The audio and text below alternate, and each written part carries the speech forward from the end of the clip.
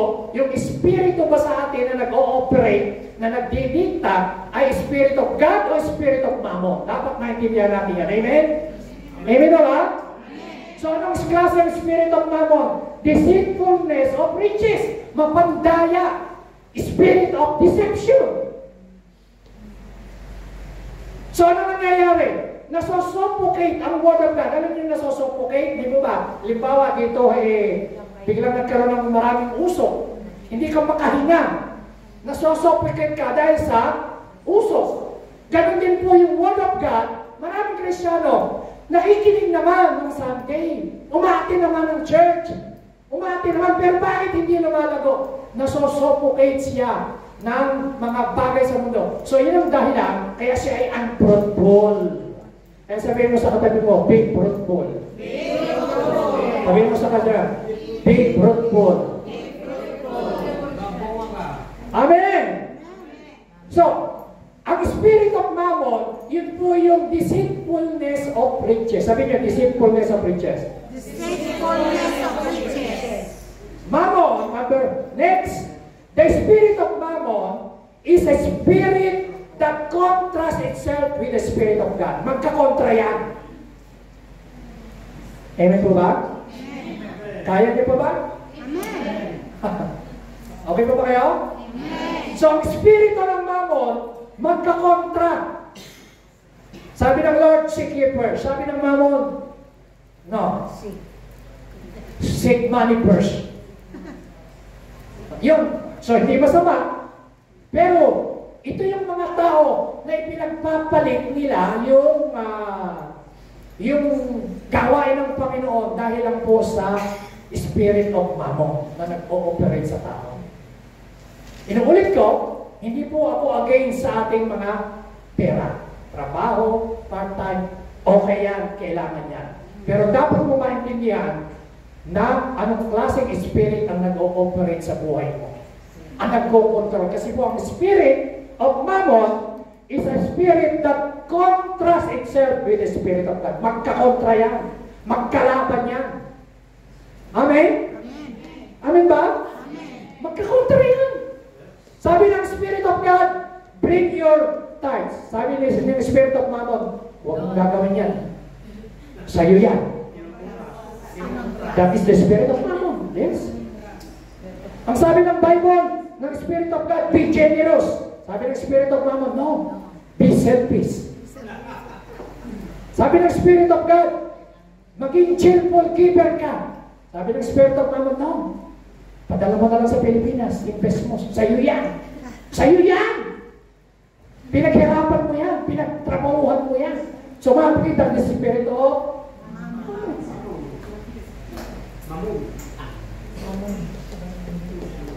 Amen? Amen. Tuloy pa tayo? Amen. So, di ko sinasabing masama ang pera, ha? Ang pinag-usapan natin yung spirit. Kaya pala sinabi ng Panginoon na yung Ellen serve God and Mammon. Kasi yan yung kanyang karibal na number one. So, it is an arrogant, prideful spirit that tries to replace God. Alam niyo po ang Spirit of Mammon, mga kapatid? Ito, meron pong, ang Mammon, gusto niya na maging alipin ng tao The spirit of deceitfulness, riches. Basahin nga natin, do? The spirit of deceitfulness desire to pursue wealth as a primary goal in life. Mga kapatid, ito po, pag-usapan natin. Tandaan nyo, sabi nyo, money is a tool, not a goal. Ulitin natin, money is a tool, not a goal. So yung merong Spirit of Mammon, ganito siya.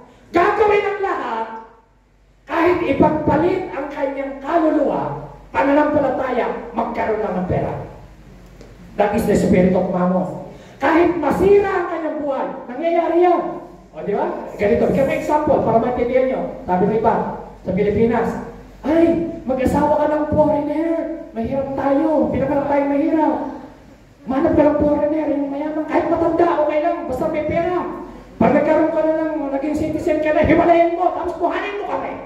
That is the Spirit of Mammon. So, anong spirit of mammon? Yung bang, tingnan nyo ho, napapanood nyo sa TV Patrol, sa mga balita sa Pilipinas, mga magulang pa ang nagtutulak sa kanilang mga anak para maging cyber sex. Yung bang ginagawa, binibenta ng mga masalalaswang picture ng kanyang anak, ang kapalit, pera! Anong katawag yan? Spirit of mammon! Kaya yung mga mammon, hinahamon kita. Sabihin mo sa katabi mo, bitiwan mo na si mammon. Bitiwan mo na si mammon. Amen! Hindi nyo naman sinabi eh. Sabihin mo sa katabi mo, Sister Brad, itakwil mo na si mammon. Si mammon, amen! So, ang spirit of mammon, yung desire niya, mga kapatid, makinig kayo, yung desire niya, yung goal niya, pera. Mali! So, tandaan niyo po, yung pera, hindi dapat natin maging goal. Money is a tool, not a goal. Amen? Sabi yung pera, pwede mo yung gamitin kasangkapan para maligtas ang iyong pamilya. Amen? Yung pera, pwede mo yung gamitin kasangkapan para humayo ang mga misyonary. Amen? Yung pera, pero hindi yan ang goal mo kasi yung goal, yung money, hindi yan makakapagbigay ng lahat na kailangan mo. Lord lang. Amen? Amen? Kaya alam niyo, sabi ng iba, parang ganito lang eh, sabi ng iba. Yung mga dalaga, sabi ng mga dalaga, magkaasawa lang ako, siguro masaya na ako. Tanungan niyo yung mga may asawa. Yung matatanda na. Sabi naman ng mga ibang binata, magka-girlfriend lang ako, siguro masaya na ako. Ganyan din eh, magka-pera lang ako, tumama lang ako sa loto, siguro maging masaya ako, hindi ka rin sasaya. Meron po akong naalalang istorya, no? Na isang nabasa ko isang matanda na siya po ay tumama sa loto. Ngayon, kinausap ko ng yung matanda na ito, may problema sa puso. Yung matanda, hindi niya alam na siya tumama sa loto. Nagsisimba pa, nag-church eh. Ang ginawa ko nung mga kaibigan ng matanda na ito, kausapin natin yung pastor niya para tawagan muna siya unti-untiin na ipaalam niya na siya may tumama ng $1 million sa loto. Hindi nila alam kung paano sasabihin doon sa tao kasi po may sakit sa puso. Tinawagan ho ng mga kaibigan yung pastor. Sabi niya, Pastor, pwede mo bang kausapin? Pwede mo ba kami tulungan i-approach itong matanda ni na nanalo ng 1 million sa loto? Okay, sige. Sabi niya, sige. Ang ginawa ng pastor, tinawagan yung lalaki. Sabi niya,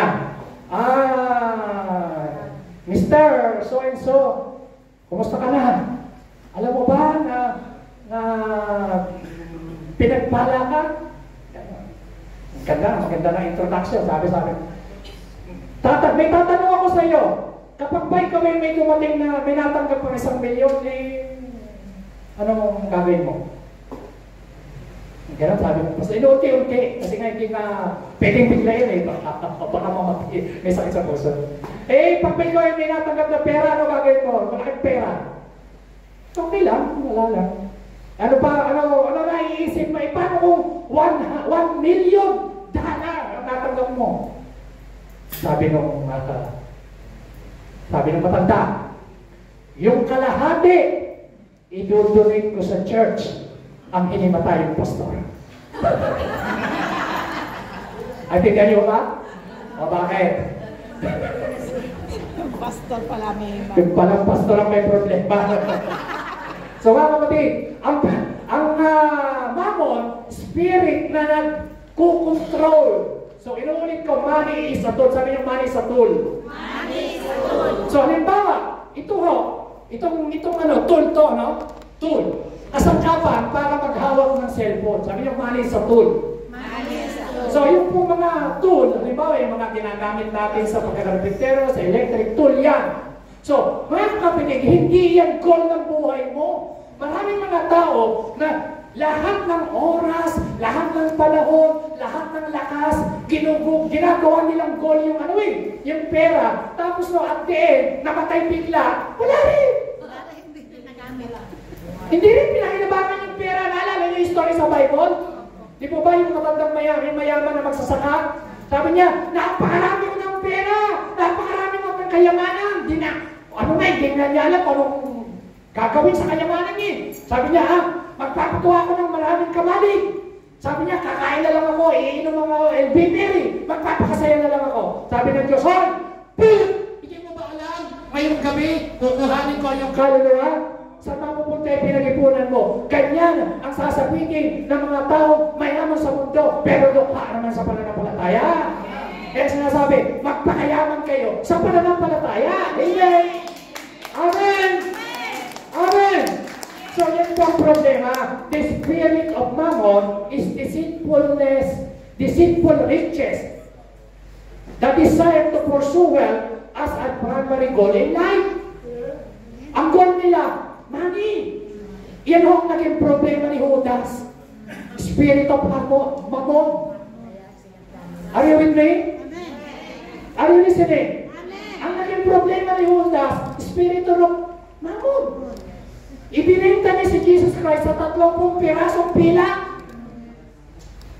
Yung kanyang pagiging disipulo, yung kanyang pananampalataya, ibinagpalit niya sa 30 pirasong pila. Spirit of mammon.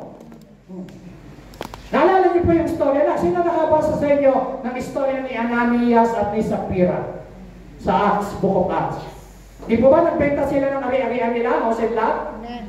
Tapos nagsinungaling sila, hindi nila ibinigay lahat, i-declare sa mga apostol. Sabi nila, nagsinungaling sila sa Holy Spirit, ora mismo, silang mag-asawa nagkutsyaba, namatay silang pareho.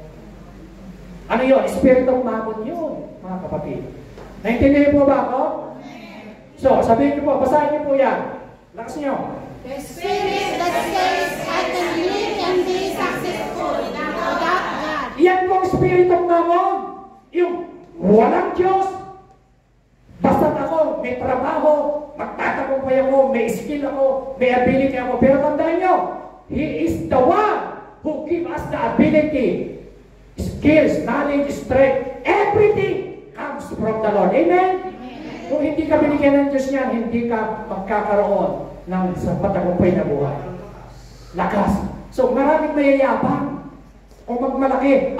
Ay basta ako, kaya ko mabuhay ng walang Diyos. Pero ang Diyos nila, mammon. Diyos nila, sarili nila. Ang Diyos nila, yung pera. Ang Diyos nila, yung trabaho nila. Ang Diyos nila, yung kanilang beauty. So mga kapatid, mag-ingat tayo sa spirit of mammon. Amen? Amen. Ang mammon, mga kapatid, the spirit of mammon, the spirit that use money to control people. Kaya mga tao nagkakandikuba, may isang trabaho, magkukuha pa ng pangalawang trabaho, pangatlong trabaho, pang-apat na trabaho, hanggang sa makupa. Hindi mo masamang magtrabaho ng marami, ha? Inuulit ko. Pero, dapat mong maintindihan, anong klase ng spirit yung nagtutulak sa iyo, bakit ginagawa mo yan? At the end, hindi ka naman masaya. At the end, kulang at kulang pa rin. At the end, hindi ka naman din kontento. Naintindihan niyo ba ako? Ipinagpapalit pa natin kung minsan, isang araw na lang kay Lord, ipagpapalit pa natin. Ano pong tawag dyan? Spirit of? Hello, bakit? May magmukon kayo yata. Amen ba? So anong basahin natin? Basahin natin, go. The spirit that use money to control people. So, inuulit ko ulit. Hindi masama yung money, but the spirit of mammon. Kaya pala sinabi ng Bible, you cannot serve God and mammon. Amen. Naintindihan niyo na ngayon si mammon? So, kaya pala sinabi ng Bible, yun ang kanyang karibal talaga. Hindi sinabi, you cannot serve God and business. No. Hindi sinabi, you cannot serve God and beauty. No. Hindi sinabi, you cannot serve God and treasure. Ang sabi ko, mammon. Kasi yung mammon, pangalan po yan, Diyos-Diyosan yan. God of riches, ang paniniwala ng mga tao, habang nag-worship sila sa Mammon, yumayaman sila, payaman sila ng payaman. Kaya naman maraming mga Kristiyano, kahit Kristiyano na, influensado pa rin ng spirit of Mammon. Alam niyo po, kitang-kita ko po yan dito sa Europe. Marami pong tao, ginagawa ang lahat para magkapera lang. Kahit po ibenta ang kanilang kaluluwa. Kahit talikuran ng pananampalataya, magkapera lang. So, inuulit ko, hindi masamang magkapera. Si Abraham mayaman. Si Jacob mayaman. Si Isaac mayaman. Ang Diyos mayaman. May gawa ng lahat ng lupa. Amen? Pero ang problema, anong klase yung spirit na may problema tayo sa puso? So, this is the issue of heart. The issue of heart, puso yan pinag-usapan. Amen po ba? Amen. This is not the issue of money, the issue of heart, puso. Kapag ayos ang puso natin, ibig sabihin, kontrolado tayo ng Espiritu ng Diyos. Dahil ang Espiritu ng Diyos nananahan sa ating mga puso. Palakpakan natin ang Panginoon. Amen! Ano sabi ng Bible? Basahin natin ulit. Luke 16 verse 13. Magsisimula po ako sa 3 point na preaching. Di po ako nagsisimula. Introduction po lang niyo. Naintindihan niyo na? Amen ba? Anong sabi ng verse? No. Lakas natin, everybody. Sabay-sabay. Ready, go. Servant can serve two masters. For either he will hate the one and love the other, or else he will be loyal to the one and despise the other. You cannot serve God. Naintindihan niyo na ngayon kung bakit sinabing you cannot serve God and Mammon? Kasi God, ikinukumpara siya na God, ang Mammon, God rin yan. Master ang God, ang Mammon is master. Hindi ka pwedeng maglingkod sa dalawang Panginoon. You will love the other and you will hate the other. Sabi po ng Bible. So number 1, serve God and not Mammon. Yan po ang number 1 principle na napag-aralan natin sa ating pong mahabang discussion. Number 1, serve God and not Mammon. Sabi niyo po, serve the Lord and not Mammon. So kailangan tayo po mamili. Maglilingkod ka sa Diyos, gagamitin ko ang pera, hindi ako magpapakontrol sa pera. Amen? Amen na ba? Alam niyo po yung master, ang master, siya nagsasabi kung ano ang gagawin mo, kung ano saan mapupunta, kung ano kakainin mo, kung ano, wala siyang, alam niyo po, pagka ikaw ay alipin ka, lalo sa Old Testament, yung mga tinatawag na servant, meron silang master ang mga Israelita, hindi po ba, 30 years na alipin sa Egypt, ngayon, meron silang master, si Paraon. Yung pong mga slave, wala silang karapatan sa kanilang sariling desisyon, kalooban, kontrolado sila ng master hanggang mamatay sila. So alam niyo mga kapatid, kaya pala sinasabi ng serve God and not Mammon, kasi gusto ng Diyos, ang Diyos ang mag-control sa iyo. Kontrolado ka dapat ng banal na Espiritu. Amen! Kaya sinasabi ng Bible, those who are led, those who are controlled by the Holy Spirit, they are the sons of God. Palakpakan natin ang Panginoon. Amen!